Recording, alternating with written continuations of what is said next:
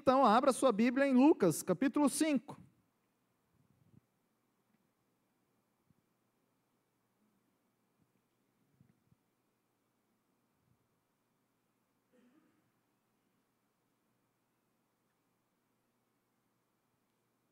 Lucas 5, do versículo 1 ao versículo 11.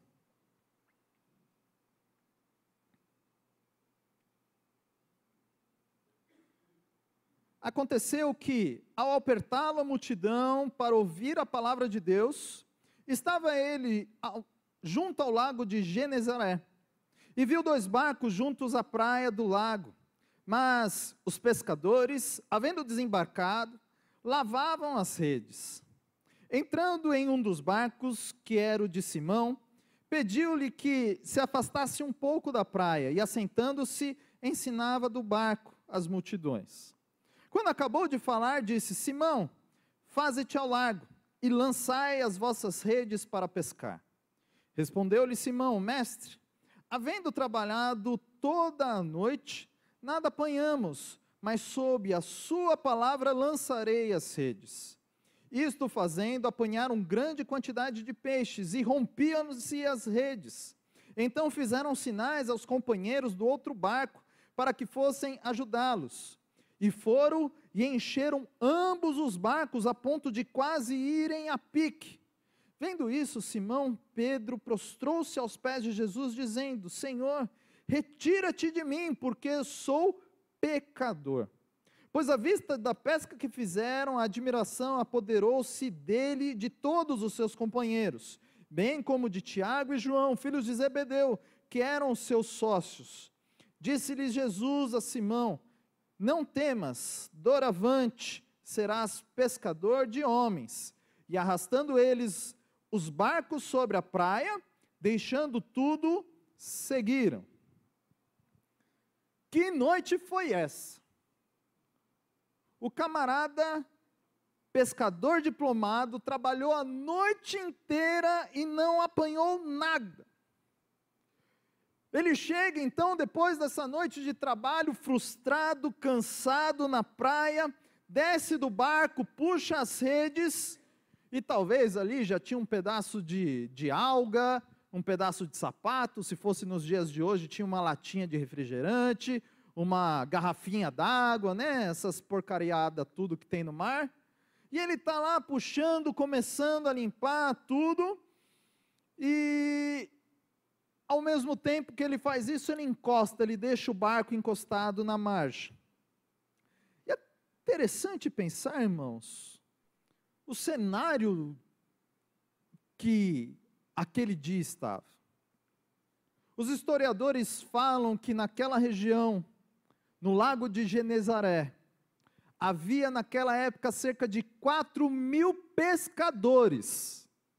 Ou seja, tinha barco para tudo quanto era lado.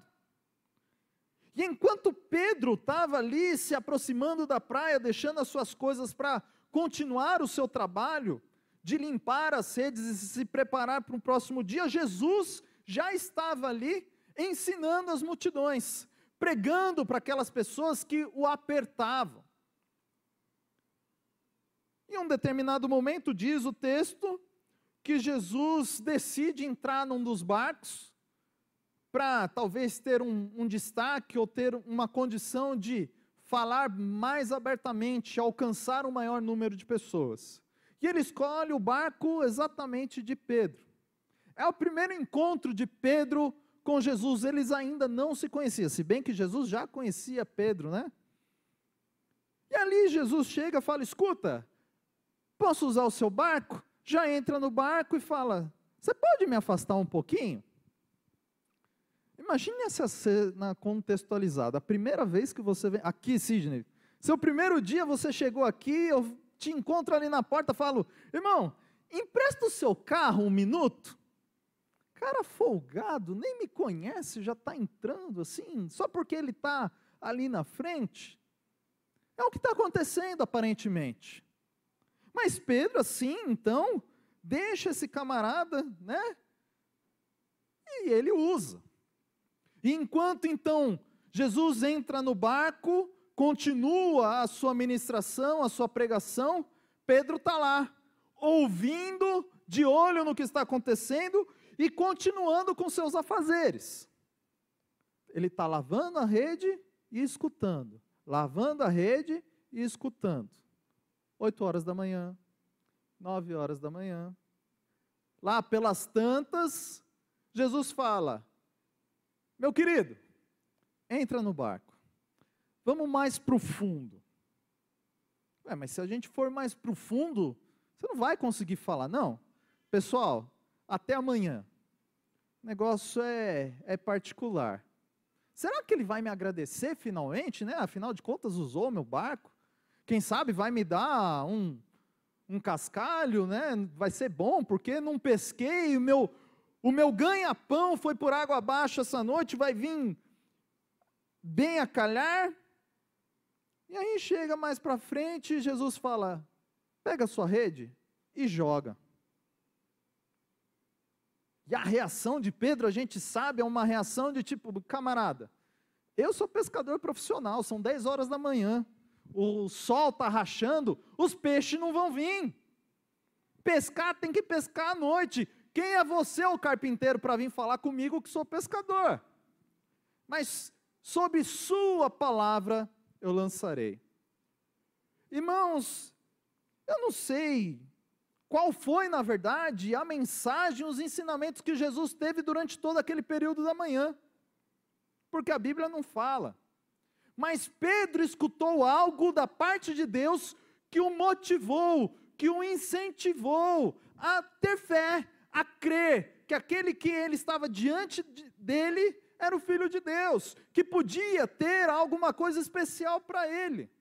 Talvez ele possa ter escutado que Jesus era a ressurreição e a vida. Jesus pode ter falado que ele era o pão da vida, que ele era o bom pastor, que se creres verás a glória de Deus. Eu não sei. Mas eu sei que Pedro resolveu, num ato, não digo de fé, mas num ato até de provocação, jogar a rede. E aí foi o susto, porque do jeito que jogou, tomou o tranco. Encheram as redes, a ponto dele não conseguir nem puxar. Ele pega ali, começa a gritar: pelo amor de Deus, alguém me socorre, porque eu não estou dando conta.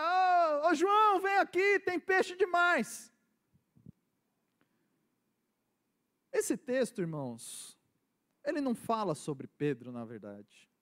Esse texto, ele não é escrito para falar sobre a fé de Pedro. Esse texto está aqui para falar sobre Jesus, sobre a divindade de Jesus.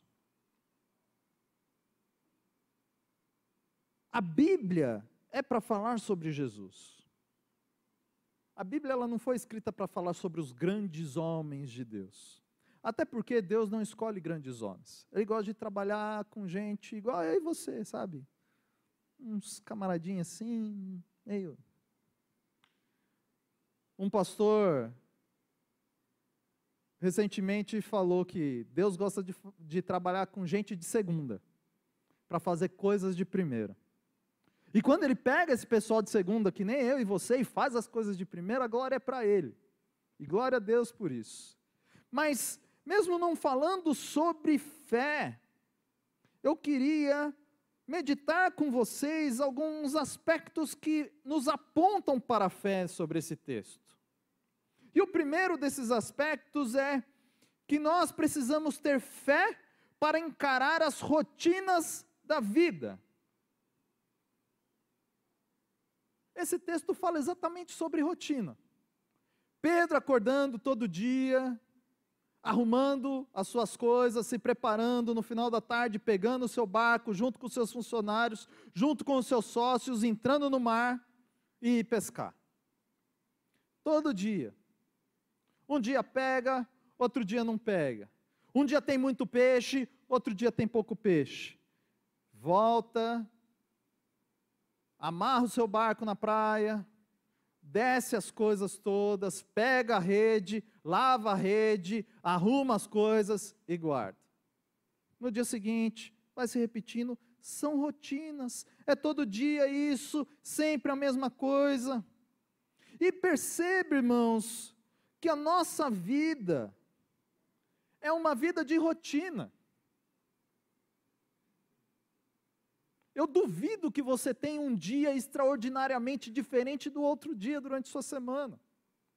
A não ser que você tire férias e vá viajar, fazer algo que você nunca fez, é rotina. E aqui esse texto vai falar mais do que rotina, vai falar de uma rotina sem preguiça. Porque Pedro, ao desembarcar na praia, ele tem a sua rede vazia, e ele podia ter deixado tudo parado. Ele podia ter pensado, já que eu não peguei nada, eu vou guardar do jeito que está e uso amanhã. Ou então, já que eu não peguei nada, quando eu voltar a trabalhar, eu dou uma sacudida e faço as coisas mais rapidamente. E quantos de nós são movidos por preguiça em rotina? Deixa as coisas para amanhã e acaba não fazendo nada, na verdade, porque não dá tempo, ou porque a preguiça domina as nossas vidas. É desembarcar, tirar os peixes, lavar a rede, e vai se repetindo. Eu sei que talvez tem pessoas aqui que sejam assim. Tem muito entusiasmo, mas o tanto que tem de entusiasmo tem de preguiça. Falava há pouco com os diáconos, nós muitas vezes somos maravilhosos em planejar, mas péssimos em executar. E um dos fatores principais porque nós não executamos é a preguiça. E perceba que Pedro não era uma pessoa preguiçosa, porque ele desce e já começa a lavar as suas coisas. Aliás, a rotina, além de trazer preguiça, muitas vezes traz murmuração. E se tem algo que nós não vemos em Pedro neste momento, é preguiça e murmuração. Porque quando Jesus chega e fala, escuta, me empresta o seu barco, ele fala, claro, toma, vai. Ele podia pensar, tanto barco aqui parado, mais de 4.000, vem pegar justo meu, justo hoje, que eu não peguei nada.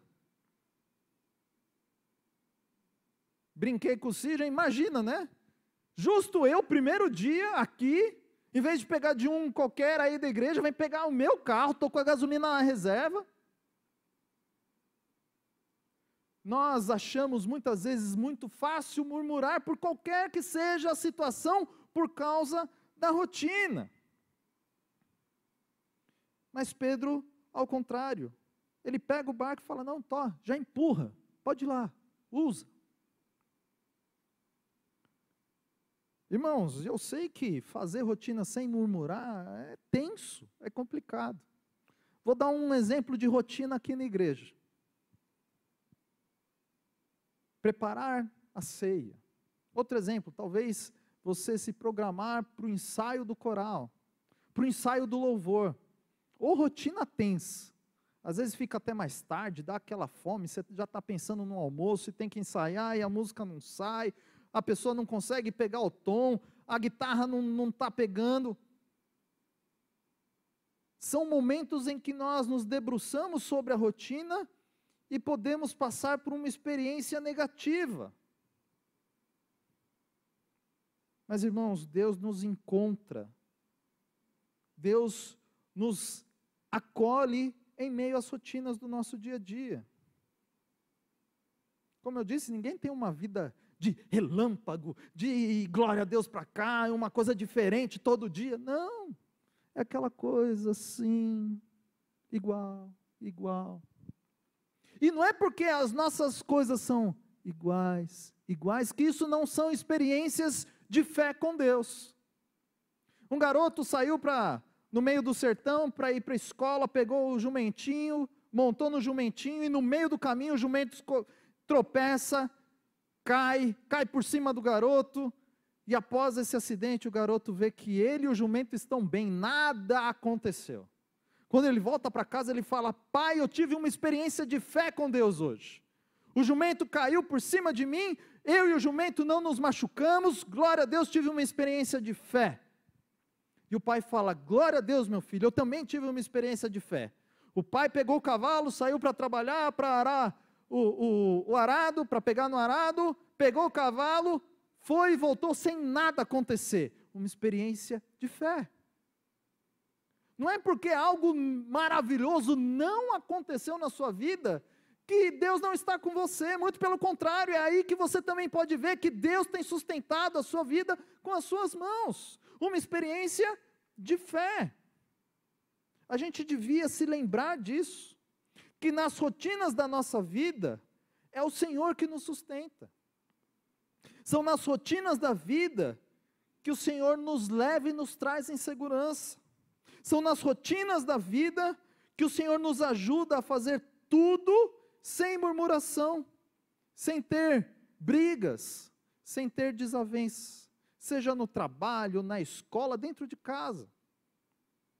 Então, o primeiro ponto é, precisamos ter fé para encarar as rotinas da vida.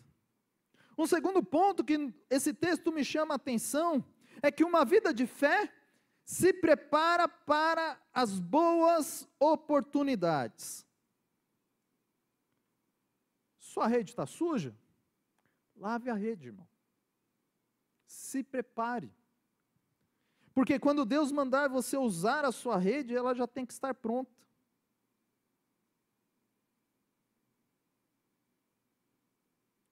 Talvez, se a sua rede não estiver pronta, Deus pode te chamar para usar, e você vai falar, está embaraçada.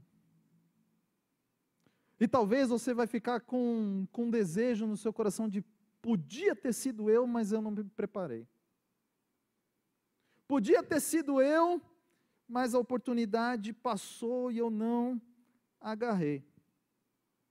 Eu tinha acabado de passar para o 2º ano do seminário, e sempre fui bom não bom de ser o melhor aluno, né? Mas sempre me dei bom em estudar. Mas, irmãos, tem uma coisa que não entra na minha cabeça, é filosofia. O meu professor do seminário, logo no primeiro dia de aula, no 2º ano, logo que entrou assim na sala, nós éramos 27 alunos, ele falou, eu quero um voluntário para fazer um teste aqui na frente hoje, para fazer alguns exercícios de filosofia. 27 alunos e ninguém fez nada.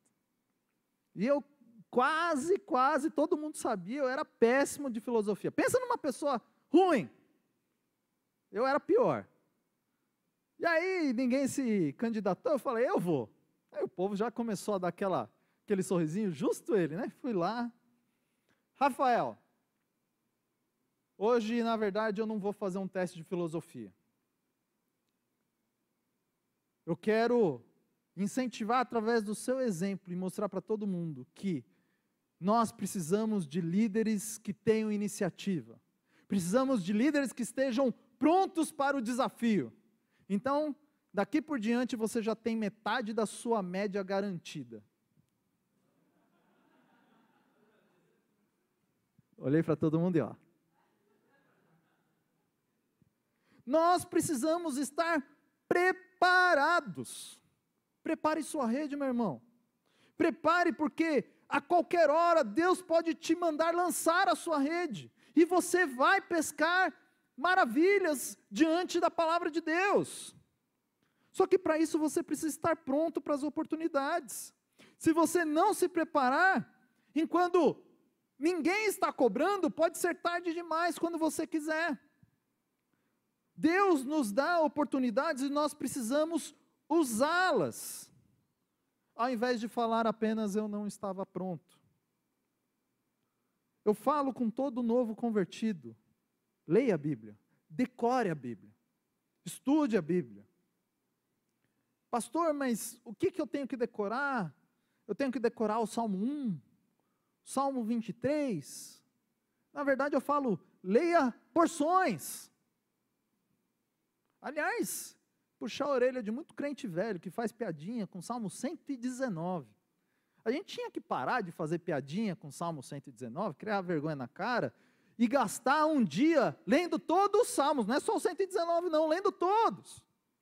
Lendo todo o Novo Testamento, ler os Evangelhos, pega um sábado, se debruça, gaste um tempo em porções da palavra de Deus, porque isso é seu livro de fé, é o livro que você crê, e você precisa aprender. Se você botar aí no Google, você vai ver, e não precisa ser agora não, faz isso em casa para não atrapalhar o culto, que os capítulos, a Bíblia foi dividida em capítulos lá no ano de 1200, os versículos veio lá por 1551, depois da reforma. Isso foi para ajudar, e é bênção mesmo, a gente, glória a Deus por o cara que teve a ideia. Mas são porções, então não se apegue apenas a alguns versículos, não, leia tudo. Nós precisamos, irmãos, estar prontos a dar resposta àqueles que pedem razão da nossa esperança. E não é com aquilo que nós achamos. Nós de manhã falamos sobre um tema mais polêmico, sobre suicídio. E aí vem, mas os suicidas não herdarão o reino dos céus. É o que eu acho, porque isso não está na Bíblia. Então a gente tem que deixar de lado o que a gente acha e ter preparo, ler, aprender, se alimentar disso. E às vezes, irmãos, a gente precisa ser humilde e reconhecer que se depender de nós, nós não vamos fazer nada mesmo. Seja por causa de preguiça, seja por falta de tempo. Por isso, para nos preparar, talvez nós precisamos orar para Deus e pedir ajuda. Senhor, me ajude a orar. E se não for o Espírito Santo de Deus nos incomodar, talvez a gente não faça mesmo. Se não for o Espírito Santo de Deus nos incentivar a nos acordar no meio da noite, a gente não faz nada. Então, se prepare. Se necessário, peça a Deus, Senhor, me ajude a me preparar. Que Ele vai falar, vai lá no culto de oração quarta-feira. Mês que vem a gente vai ter novamente o período de oração aqui na igreja, uma semana. Você talvez no primeiro dia vai ficar com preguiça, mas vem no segundo, vem no terceiro, vem no último, não importa, venha, se prepare. Terceiro ponto, uma vida de fé expressa generosidade. É tão bonito a gente ver que Jesus chega para Pedro e fala, me empresta o barco? Toma, vai lá, é seu, pode ir. Sem querer nada em troca, sem pedir, não, tudo bem, mas vai custar 2 denários, uma dracma.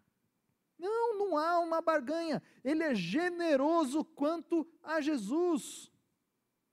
E ele, por não conhecer Jesus, ele poderia ter reagido de outra maneira, mas ele expressa generosidade. Irmãos, isso é importante lembrar, que tudo que Deus nos deu, não é apenas para nós, não é apenas para a nossa família aquilo que Deus nos deu, tudo que Deus nos dá é para a bênção para todas as nações. Nós somos instrumentos de bênção na vida dos outros. Não adianta nada você ser avarento, e não falo avarento apenas no dinheiro, mas com aquilo que Deus te dá, com o carro, com a casa, com os alimentos, com a roupa. Deus te deu bênção, abençoe a vida de outra pessoa. Doe mais. Faça, retribua aquilo que Deus te dá com generosidade. Deus não precisa de absolutamente nada que você tem, porque Ele é dono do ouro, da prata e do bronze. Mas, irmãos, Ele quer usar a sua vida para abençoar a vida de outro. E não pense que você é privilegiado no sentido de, eu sou escolhido lá, Deus vai me usar. Não, se você falar não para Deus, Deus vai dar um jeito, vai pegar outra pessoa e vai usar do mesmo jeito. Nós temos a bênção de, pela graça e misericórdia de Deus, sermos usados como canal de bênção. Então, faça parte deste grande projeto de Deus, seja generoso. Um outro ponto é que uma vida de fé encara as desilusões de frente. Pedro trabalhou a noite inteira, não pegou nada. Talvez ele ficou desiludido. E às vezes as coisas acontecem na nossa vida que a gente fica meio desiludido. A gente fica assim, não vai. Talvez você tenha chego aqui hoje desiludido. Nós desiludimos pessoas, as pessoas nos desiludem. Se eu falar de política então, todo mundo vai começar a chorar, de tão desiludido que o povo brasileiro está. E eu vou... Dia 4 eu fui para Socorro. Estava me recuperando ainda da cirurgia, mas o médico já tinha dado o aval, falou, pode ir, não tem problema. Já tinha falado, pode comer de tudo, e ainda assim eu estava mantendo alguma restrição alimentar por conta própria. Estava tudo bem, irmãos. Do dia 6 para o dia 7, na madrugada, veio uma dor, mas uma dor tão forte. Eu falei, e agora o que eu faço? E aí veio a diarreia, veio os vômitos. Eu falei, Senhor, e eu preocupado, porque estava forçando todo o aparelho digestivo que eu tinha operado, eu vomitava e doía ainda mais a parte da cirurgia. Eu deitei do lado da Joelma está tudo bem? Eu falei, não. E morrendo de medo do que estava acontecendo, irmãos. E aí amanheceu, ela, vamos embora? Eu falei, vamos. Mas ao mesmo tempo eu estava desesperado, porque como que eu vou viajar 140 quilômetros, mais de 2 horas de viagem, desse jeito? Com dor. E eu quase falei para ela, não, vamos para o hospital aqui da cidade, porque eu não vou aguentar. Irmãos, eu estava com muita dor. Quase que eu falei para ela, eu não vou aguentar chegar até São Paulo. Eu falei, vamos numa farmácia, vou tomar qualquer coisa lá para ver se eu seguro. Fomos na farmácia, tomei um monte de coisinha lá e vim. Ela, você quer dirigir? Eu falei, não, deixa que eu dirijo. Eu fiz 140 quilômetros em 1 hora e 20 minutos. Vocês veem como eu estava bem. Chegamos em São Paulo, deixei meu filho na casa dos tios da Joelma e vamos para o hospital. Cheguei na porta do hospital, ela falou, vou estacionar, você vai entrando. Eu saí do carro, encostei na parede e comecei a chorar. Eu não aguentava andar mais de dor. Veio o segurança, trouxe a cadeira de roda, me levou para dentro, me recompus um pouco, fui para a parte lá da medicação, comecei a fazer os exames e tomando a medicação, voltei a chorar. Desiludido, Senhor, será que a minha cirurgia foi por água abaixo? O que é que está acontecendo? E às vezes a gente passa por situações que a gente fica desse jeito. O que é que está acontecendo? Eu fiz tudo certinho, está dando tudo errado. A gente fica, muitas vezes, sem esperança. Mas foi, obrigado, meu querido. Mas foi bênção para mim poder olhar para minha esposa do meu lado, enquanto eu chorava, ela falando, calma, firme, segura, forte, enquanto eu estava assombrado, ela estava lá. Calma, vai ficar tudo bem. Ela encarou tudo aquilo de frente. Nada assustou ela. Irmãos, a gente teve motivo para se assustar, porque o resultado foi de uma infecção. E ainda não só isso, saímos do hospital, saí bem zureta, né? O medicamento é difícil pegar, então eles já dão para acabar. Saímos de quarta para quinta-feira, ainda teve aquela chuva que acabou a energia em tudo quanto foi lugar. E o meu portão abriu durante a madrugada por causa dessa queda de energia. E algum vizinho abençoado pensou que nós estávamos sendo assaltados, chamou a polícia. 3 horas da manhã, ela me acorda. Amor, a polícia está aqui. Eu falei, como assim? Chego na sala, um monte de policial já dentro da minha casa, apontando a arma, as lanternas, tudo para dentro. Aí eu fui, pus um shorts assim, abri. Ele, tudo bem? Eu, tudo bem. Tá tudo bem mesmo? Eu falei, tá. Podemos entrar na sua casa e ver se está tudo bem? Eu falei, pode, mas o que está acontecendo? E aí, irmãos, eu não estou exagerando não, minha esposa está ali, pode falar. Tinha 15 policiais em casa, 4 viaturas, fecharam a rua, botaram 2 viaturas fechando a rua, uma na frente da minha casa e uma no final da rua. Eu moro numa rua sem saída. Enquanto um foi entrando, o outro subiu no telhado, começou a ver. Mas, gente, o que está acontecendo? Não, é que ligaram para nós falando que talvez tinham entrado aqui, a gente está verificando. E aí o policial viu que a gente não estava assustado nem nada. Vocês se sentem seguros? A gente, sim. Por quê? Porque a nossa vida não está pautada naquilo que os nossos olhos podem ver, irmãos. A nossa vida está pautada na fé em Cristo Jesus, o nosso Senhor. Se passamos por situações difíceis, por desilusões, Deus permite, mas ao mesmo tempo que Ele permite isso, Ele permite o livramento disso. Ele faz com que essa situação não nos destrua, mas tire de nós o nosso melhor, a nossa fé. Em momentos de desilusões, nós temos a oportunidade de chegarmos mais próximos de Deus através das nossas orações.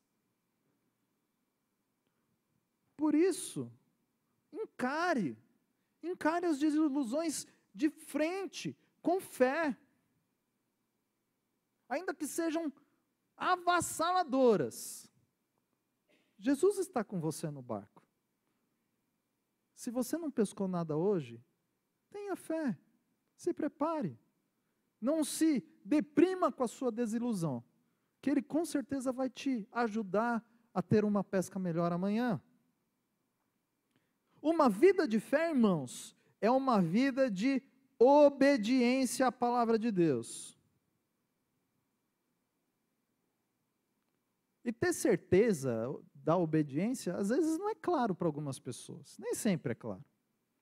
Porque a gente quer ter certeza sentindo alguma coisa, né?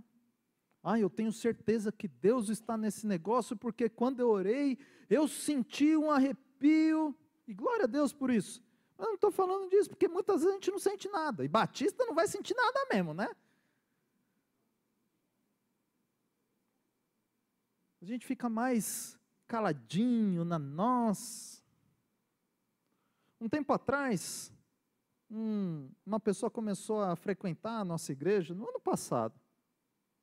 Ela veio aqui algumas vezes e um dia no final do culto ela pediu para orar comigo. Entramos no gabinete, ela falou, pastor, eu queria pedir que você orasse por mim, que você revelasse algumas coisas para mim. Eu falei, revelasse? Pastor, põe a mão aqui assim, ora, pede para Deus revelar. Eu sei que as batistas não são muito de fazer isso, mas pede. Eu falei, amém. Eu orei por ele e tal, e terminei. Eu falei, olha, eu acho que você está desigrejado, né? Ele arregalou os olhos assim. Eu falei, digo mais. Além de desigrejado, você está com uma série de dúvidas sobre Jesus. Porque você não tem lido a Bíblia. E por ter uma série de dúvidas e não estar lendo a Bíblia, você anda fazendo umas coisas meio erradas, né? Falou, pastor, é verdade, é isso mesmo. Irmãos, não precisa revelar, é só ler a Bíblia. Se a gente está longe de Deus, é natural isso acontecer. Pedro obedeceu a Deus. Sob tua palavra lançarei as redes. Irmãos, nós não precisamos começar inventando a roda.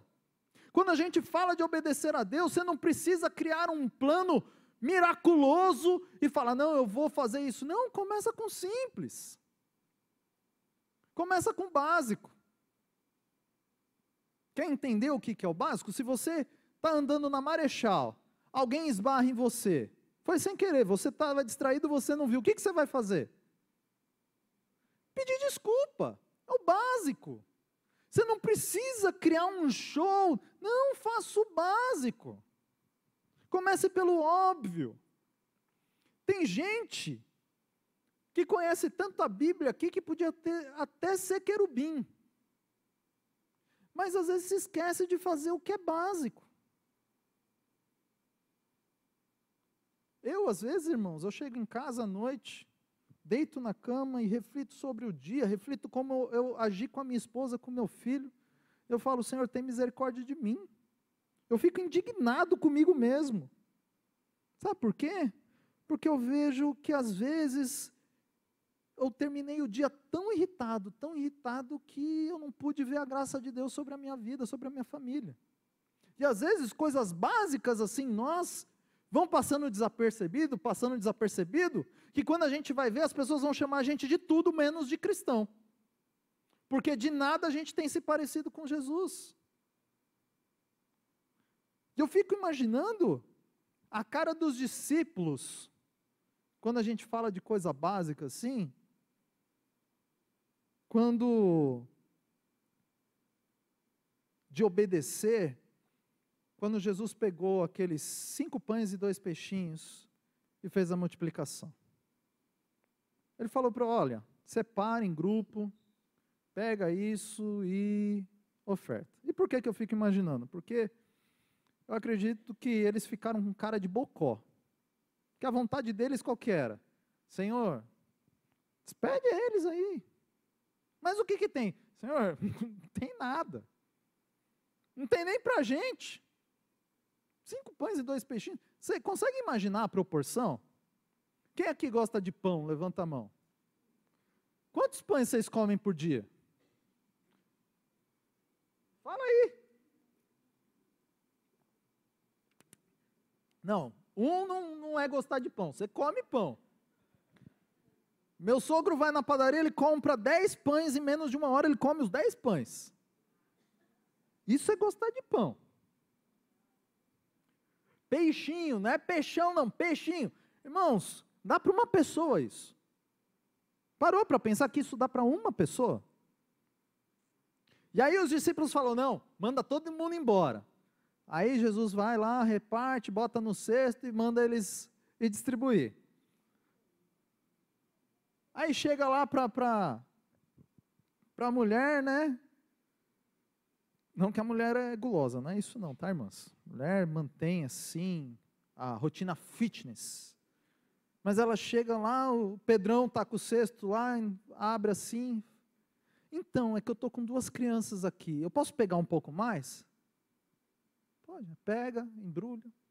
Aí vai naquelas pessoas, igual de festa de aniversário, sabe? Que chega lá, não, então, meu marido não veio, eu não fiz nada para ele em casa, tem que levar, posso pegar um pouco mais? Sabe essas pessoas que botam as coisas na bolsa? Bota o brigadeiro, a coxinha. E vai, pega, e vai, e pega. E o interessante é que não acaba. Tirou, olhou no cesto, já está lá. Está tudo de novo. Bênção de Deus. A bênção de obedecer a Deus. Porque quando nós obedecemos a Deus, a gente pode até sacar em Deus. E Deus não vai ficar no negativo. Nós não vamos quebrar a Deus.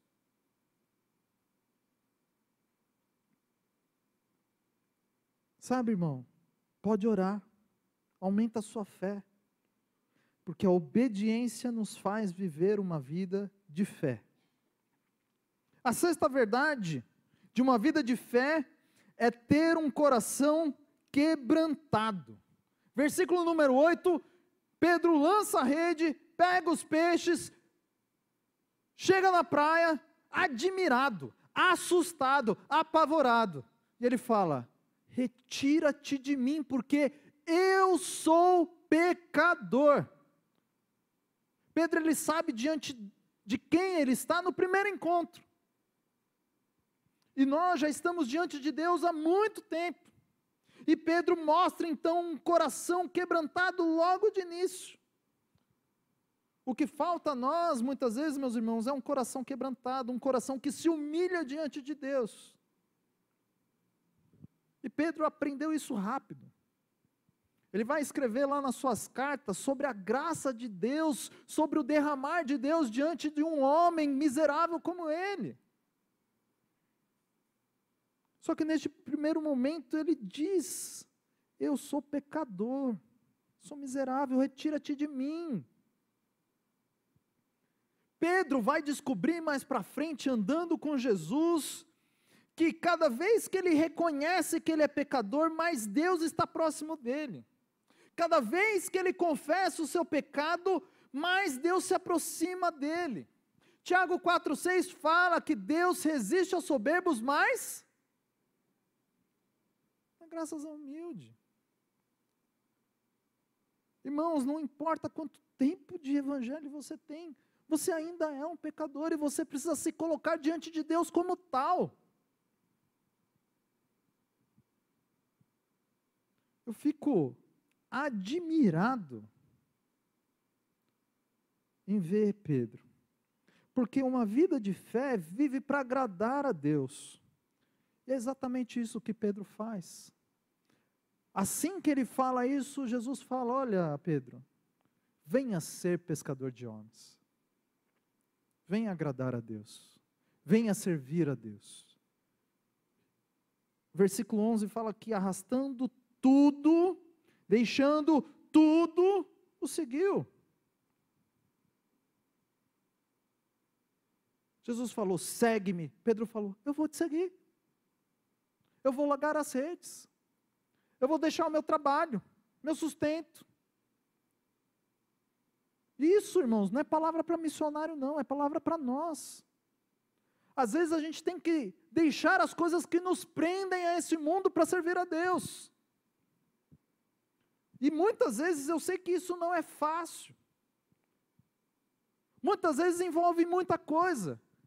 Mas entenda, Pedro está deixando o trabalho dele, o sustento dele, o ganha-pão dele. Porque ele crê no primeiro encontro com Jesus, que Jesus pode sustentar a vida dele para o resto da sua vida. Pedro vai viver mais 34 anos andando com Jesus, servindo a Jesus.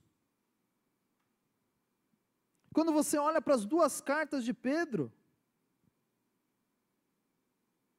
Pedro está ali no final com 64 anos aproximadamente. E ele ainda assim é humilde. Ele sofreu perseguição, passou por sofrimento, por espancamento. Pedro andou sobre a água, mas também passou por uma transformação de vida. Quem aqui já fez a imagem de Pedro, aquele cabra bruto? Né? Quem aqui pensa naquele Pedrão de Deus levou? Pedro era assim mesmo. Agora imagine um cabra bruto assim com a esposa. Já que está na moda falar, né, de violência da mulher, Pedro era assim bruto. Pedro foi transformado a ponto de escrever para os homens: tratem as suas esposas como vaso mais frágil. Que transformação maior do que isso dentro do próprio relacionamento? Porque para os outros, Pedro podia ter sido transformado de qualquer maneira, que estava valendo. Dentro de casa, com a pessoa que conhece ele, que convive com ele, Pedro mostra que foi transformado. E ainda assim, era humilde. As últimas palavras de Pedro, a gente vê ele confessando essa humildade. Ele confessando que, ainda mesmo no final da vida dele, ele ainda tem muito que aprender. Quando você pega lá, o texto fala, em outras palavras, né? Olha, tem o irmão Paulo aí, ele escreve uns negócios que, olha, eu não entendo. Às vezes ele precisa me explicar melhor, e o pior de tudo é que ele escreve, eu não entendo. Tem uns camaradas aqui me azucrinando, me importunando, me perturbando. E vocês lembram das últimas palavras de Pedro? Crescei na graça e no conhecimento diante dos homens e de Deus. Enquanto você espera, irmão, a volta gloriosa do Senhor, cresça na fé. A última palavra de Pedro nos mostra que ele continuava andando com Jesus e continuava aprendendo de Jesus. Mesmo vivendo rotinas, mesmo enfrentando provações, enfrentando desilusões. Às vezes ele era repreendido por um irmão, às vezes empurrado por outro, às vezes sofrendo, mas ainda assim ele servia para seguir o seu mestre. Os historiadores dizem que no final, então, ele falou, olha, vocês vão me crucificar, mas eu não sou digno de ser crucificado como mestre. Exemplo. Por isso, com base nesses 3 pontos, nesses 7 pontos, eu quero te fazer 3 convites para encerrar. Primeiro, tente de novo. Se você pensou em desistir, tente de novo. Essa foi a ordem que Jesus fez para Pedro. Tente de novo. Senhor, eu pesquei a noite inteira. Tente de novo. Você pode pensar que não consta no hall, talvez, dos irmãos de fé. Você fala, pastor, eu não tenho fé para isso. Como não? Você está aqui hoje, é um sinal de fé. O seu cavalo durante a semana não caiu. Deus te sustentou. Continue na caminhada de fé. Fique firme. Segundo, renuncie àquilo que lhe está impedindo de ir um passo adiante. Renuncie, irmãos. Largue essa corda que está te machucando. Foi isso que Pedro fez. Ele largou o barco, largou a sociedade. Por mais complicado que fosse, ele largou e foi servir o mestre. E em terceiro, continue querendo aprender de Deus. Continue sendo aprendiz. Porque na escola da fé, ninguém tira diploma. A gente vai aprender até na eternidade. Não desista. Amém?